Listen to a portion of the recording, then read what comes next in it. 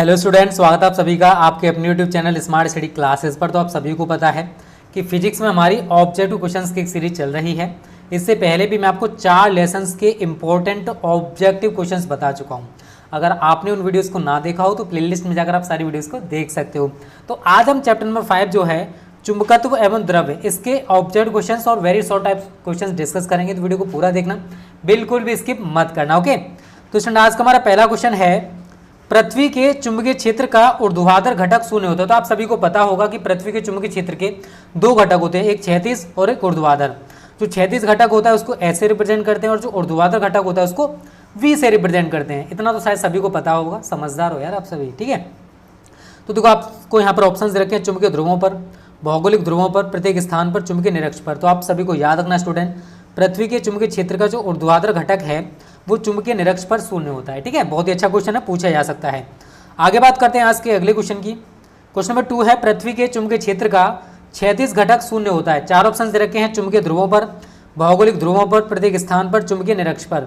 तो स्टूडेंट इसका right answer है चुंबकीय, देखो 4 ऑप्शन है और इसका जो राइट आंसर है स्टूडेंट वो है चुंबकीय ध्रुवों पर, ठीक है। तो दूसरे क्वेश्चन का ए ऑप्शन एकदम सही होगा, चुंबकीय ध्रुवों पर। ऊपर वाले का आंसर आपको याद रखना, चुंबकीय निरक्ष पर, ठीक है। अगला क्वेश्चन है, पृथ्वी के चुंबकीय क्षेत्र का क्षैतिज घटक सभी स्थानों पर होता है अतिरिक्त। यहां पर आपको 4 ऑप्शंस दे रखे हैं, चुंबकीय निरक्ष के, चुंबकीय ध्रुवों के 60 डिग्री अक्षांश पर, और अगला स्टूडेंट आपका 60 डिग्री उन्नतांश पर। तो आप सभी को याद रखना स्टूडेंट, पृथ्वी के चुंबकीय क्षेत्र का जो क्षैतिज घटक है सभी स्थानों पर होता है, किसके अतिरिक्त होता है? चुंबकीय ध्रुवों के अतिरिक्त होता है, ठीक है। तो तीसरे क्वेश्चन का बी ऑप्शन एकदम सही होगा, चुंबकीय ध्रुवों के।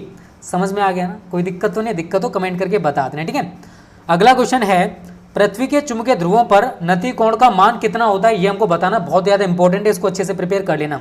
तो पृथ्वी के चुंबकीय ध्रुवों पर नति कोण का जो मान है स्टूडेंट वो 90 डिग्री होता है। तो हमारे चौथे क्वेश्चन का राइट आंसर स्टूडेंट क्या हो जाएगा? डी ऑप्शन एकदम सही होगा, 90 डिग्री। अगला क्वेश्चन है, किसी स्थान पर पृथ्वी के चुंबकीय क्षेत्र के क्षैतिज तथा ऊर्ध्वाधर घटक बराबर है, मतलब H = V है। तो नति कोण का मान आप सभी ने सूत्र पढ़ रखा है, tan थीटा बराबर V/H। तो VH के इक्वल है तो H/H कर दूंगा तो H से H कैंसिल। अब ये बताओ 1 जो है tan में किसकी वैल्यू होती है? tan 45 की। तो tan से tan काट देंगे, थीटा की वैल्यू कितनी आ जाएगी? 45 डिग्री। इतना तो जानते हो ना, सवाल करा चुका न्यूमेरिकल्स में, मैंने इसको इस टाइप के कराए थे, ठीक है। अगला क्वेश्चन भी देखो न्यूमेरिकल टाइप का। ये देखो बोर्ड परीक्षाओं में किसी भी टाइप का क्वेश्चन बन सकता है, तो आपको हर तरीके के क्वेश्चंस प्रिपेयर कर लेने, चाहे ऑब्जेक्टिव हो चाहे शॉर्ट टाइप हो, हर टाइप का। पृथ्वी तल के किसी स्थान पर पृथ्वी के चुंबकीय क्षेत्र का ऊर्ध्वाधर घटक जो है वो क्षैतिज घटक का √3 गुना है। तो इस स्थान पर हमें नति कोण थीटा ज्ञात करना है। तो आप सभी को सूत्र लगाना है, tan थीटा बराबर V/H, और V की जगह लगाओगे H √3/H। तो H से H कैंसिल। अब tan में √3 किसकी वैल्यू होती है? tan 60 की। tan से tan काट दोगे, थीटा की वैल्यू 60 डिग्री आ जाएगी। तो हमारे इस वाले क्वेश्चन का 60 डिग्री राइट आंसर हो जाएगा, ठीक है बच्चों। कोई दिक्कत हो कमेंट करके बता देना। अगला क्वेश्चन इंपॉर्टेंट है, चुंबकीय आम्योत्तर और भौगोलिक आम्योत्तर के बीच के कोण को क्या कहते हैं? तो आप सभी को पता है कि चुंबकीय आम्योत्तर और भौगोलिक आम्योत्तर के बीच जो कोण बनता है उसको दिक्पात का कोण कहते हैं। तो राइट आंसर हमारा क्या है? दिक्पात कोण। आगे बात करते हैं अगले क्वेश्चन की, बहुत अच्छा है। इसमें पूछा है आपसे कि डोमेन जो है वो किस पदार्थ में बनते हैं। तो आप सभी को मैं बता चुका हूँ, डोमेन जो है वो लौह चुंबकीय पदार्थों बनते हैं। और एक डोमेन में आप सभी को पता होगा 10⁻17 से 10⁻21 तक परमाणु चुंबक होते हैं। तो डोमेन लौह चुंबकीय पदार्थों में बनते हैं। परमाणु चुंबक है पूछे तो आप सभी बता देना, 10⁻17 से लेकर 10⁻21 तक परमाणु चुंबक होते हैं प्रत्येक डोमेन में।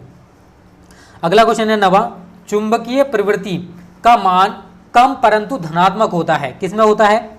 अनुचुंबकीय पदार्थों के लिए, लौह चुंबकीय पदार्थों के लिए, प्रतिचुंबकीय पदार्थों के लिए, या फिर सभी पदार्थों के लिए। तो स्टूडेंट याद रखना, चुंबकीय प्रवृत्ति जो है उसका मान कम होगा लेकिन धनात्मक होता है, वो होता है अनुचुंबकीय पदार्थों के लिए, ठीक है। तो 90 क्वेश्चन का ए ऑप्शन एकदम सही होगा। अगला क्वेश्चन भी इंपॉर्टेंट है, यदि किसी पदार्थ की आपेक्षिक चुंबकशीलता 0.9999 है, मतलब 1 से कम है, तो इसकी प्रकृति कैसी होगी? तो आप सभी को पता है कि आपेक्षिक चुंबकशीलता 1 से कम किसकी होती है? प्रतिचुंबकीय पदार्थों की। 1 से अधिक किसकी होती है? अनुचुंबकीय पदार्थों की। 1 से बहुत अधिक किसकी होती है? लौह चुंबकीय पदार्थों की, ठीक है बच्चों। तो इसका राइट आंसर हमारा ये हो जाएगा, बी ऑप्शन, प्रतिचुंबकीय।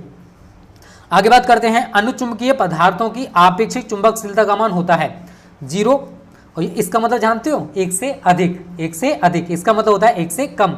इसका मतलब आप सभी जानते हो। एक तो आप सभी को पता है कि आपेक्षिक चुंबकशीलता का जो मान है अनुचुंबकीय पदार्थों के लिए क्या होता है, 1 से अधिक होता है। तो हमारा राइट आंसर क्या हो जाएगा, बी ऑप्शन एकदम सही होगा। ठीक है बच्चों, चलो आगे बात करते हैं। बहुत अच्छे सवाल है, पूछे गए। ठीक है बच्चों, 12वां है लौह चुंबकीय पदार्थों के लिए आपेक्षिक चुंबकशीलता है। मैंने आपको बताया था 1 से बहुत अधिक, तो राइट आंसर हमारा सी ऑप्शन होगा, 1 से बहुत अधिक। अगला क्वेश्चन इंपॉर्टेंट है, विद्युत चुंबक है, अगर उसे हम बनाना चाहते हैं तो उसके लिए सबसे उचित धातु कौन सी है। तो यहाँ पर आपको ऑप्शन दे रखे हैं, नर्म लोहा, स्टील, तांबा या फिर निकिल। तो आप सभी को याद रखना है निकिल। विद्युत चुंबक अगर हमें अच्छा बनाना है तो उसके लिए निकिल यूज करते हैं। ये लास्ट ऑब्जेक्टिव क्वेश्चन है इस चैप्टर से, इतने ही ऑब्जेक्टिव क्वेश्चंस बन सकते हैं। ठीक है, विद्युत चुंबक बनाने के लिए पदार्थ के लिए क्या होना चाहिए। इसका राइट आंसर है निम्न धारणशीलता तथा निम्न निग्राहिता। ठीक है, ये इसका राइट आंसर हो जाएगा स्टूडेंट। तो ये 14 इंपॉर्टेंट क्वेश्चंस हैं जो कि चुंबकत्व एवं द्रव्य वाले चैप्टर से बन सकते हैं। देखो और भी क्वेश्चंस अगर बनेंगे तो वो हम आपको प्रीवियस पेपर में करा देंगे। अगर कोई भी क्वेश्चन यहाँ से बना होगा तो वो आपका वहां पर क्लियर हो जाएगा। अब यहाँ पर आप देख सकते हो शॉर्ट टाइप क्वेश्चन जो कि स्टूडेंट हम आपको कराएंगे जब आपको प्रैक्टिस सेट कराया जाएगा ना 1 दिसंबर से, तब।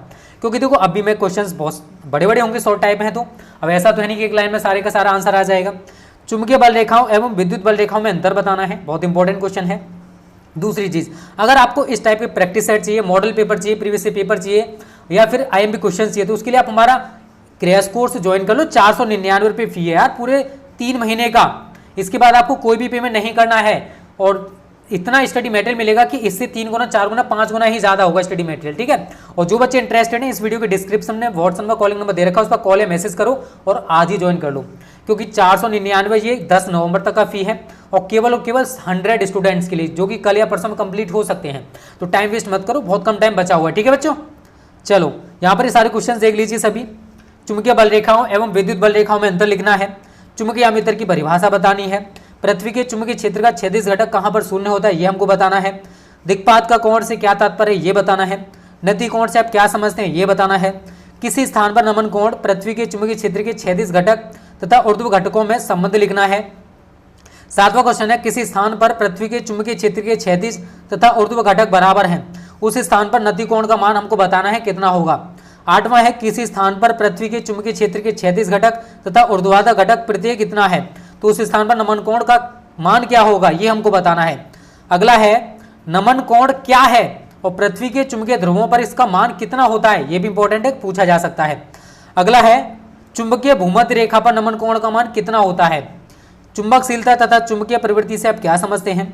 अनुचुंबकीय पदार्थ को गर्म करने से इसका चुंबकत्व क्यों नष्ट हो जाता है। और एक और क्वेश्चन बन सकता है, अगर आप लिखना चाहते हो तो लिख लेना, क्यूरी का नियम किसे कहते हैं। और एक बन सकता है, क्यूरी ताप किसे कहते हैं।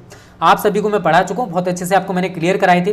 तो ये स्टूडेंट ऑब्जेक्टिव और वेरी शॉर्ट टाइप क्वेश्चंस हैं जो कि इस चैप्टर से पूछे जा सकते हैं। आप इनको तो अच्छे से प्रिपेयर कर लेना। ठीक है बच्चों, थैंक यू, जय हिंद, जय भारत।